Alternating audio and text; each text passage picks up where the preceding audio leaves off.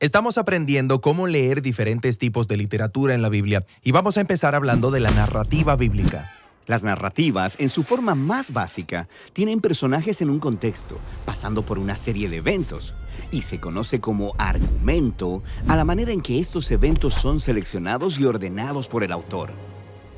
Un argumento básico empieza con un personaje en su contexto, pero luego sucede algo nuevo o inesperado, causando problemas que llevan a un conflicto final, que luego se resuelve y el personaje se da cuenta que ha cambiado y ahora vive una nueva normalidad.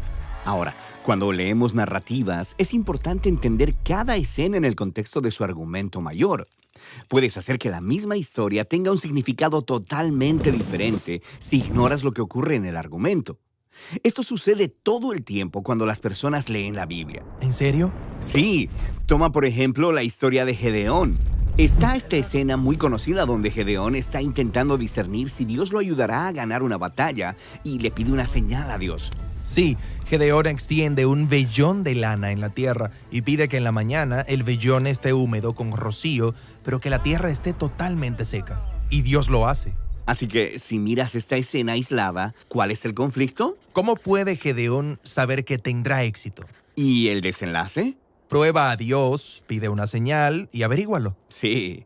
Y así es como muchas personas leen esta historia y pierden el punto completamente, porque están ignorando la trama mayor. ¿En serio? Sí, empecemos por el principio. Entenderás el contexto. La historia comienza con Gedeón y los israelitas viviendo en temor porque son oprimidos por un pueblo invasor, los madianitas. Entendido. Luego, hay un llamado a la acción. Dios envía a Gedeón a derrotar a los madianitas y salvar a Israel. Sí, parece que esta será una historia muy buena. Pero luego, Gedeón tiene muchas dudas, así que le pidió a Dios que hiciera un truco de magia, una señal para saber qué realmente me estás hablando. Y Dios se rebaja a su nivel. Les da una señal al prender fuego sobre un altar. Así que Gedeón ya había pedido una señal. Y eso no es todo. En la siguiente escena, Dios le dice a Gedeón que destruya un altar dedicado a otro Dios, pero Gedeón tiene tanto miedo que lo hace de noche. Así que Gedeón es un poco escéptico y también un poco cobarde. Luego, llegamos al momento en el que Gedeón está a punto de enfrentarse a los madianitas y todavía tiene dudas. Así que pide otra señal, el vellón. Él dice, quiero saber si tú salvarás a Israel a través de mi mano. Y Dios le da esa señal. Y él todavía tiene dudas. Así que pidió todavía otra señal, que es solo una variación de la señal anterior. Ok. Entonces Gedeón está pidiendo demasiadas señales. Exactamente. En el contexto más amplio, es claro que el conflicto de la trama no es cómo puede Gedeón discernir la misteriosa voluntad de Dios. El verdadero conflicto es ¿cuándo va a reaccionar este tipo y empezará a confiar en Dios? Ok. Entonces, ¿cuál es el desenlace? Tenemos que seguir leyendo. Gedeón reúne un gran ejército, 30,000 soldados para pelear contra los madianitas.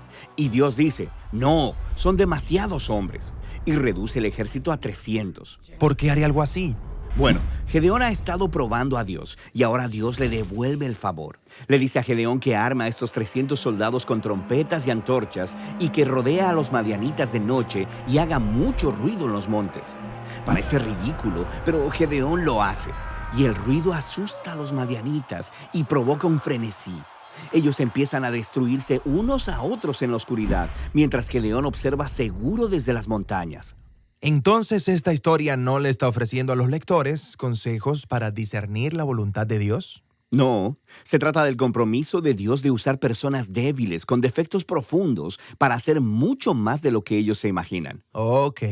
Entonces, las escenas cortas, como la de Gedeón y el vellón, se combinan con otras escenas que forman un argumento mayor. Y trazar el conflicto y el desenlace a través del argumento te ayuda a ver el mensaje que el autor está intentando transmitir.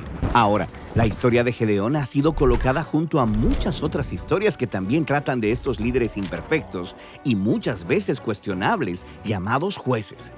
Y cada una de estas tiene su trama interna. Pero luego, todas juntas forman un movimiento de la historia bíblica, el periodo de los jueces, que tiene su propio argumento unificado. Y hay muchos movimientos en la historia de la Biblia. Exactamente. Todas las historias pequeñas, cientos de ellas, encajan en el contexto de sus propios movimientos. Y luego, todos estos movimientos juntos forman los bloques del gran argumento de la historia entera de la Biblia. Así que no importa qué parte de la Biblia esté leyendo, necesito poner atención a estas diferentes capas de argumentos para poder leer cada historia en su contexto. Exactamente. La Biblia es una pieza de literatura muy sofisticada. Así que todas estas pequeñas tramas continúan superponiéndose, aumentando la tensión. Y cuando miras hacia atrás, puedes ver cómo todas ellas han sido entretejidas en la historia unificada que lleva a Jesús.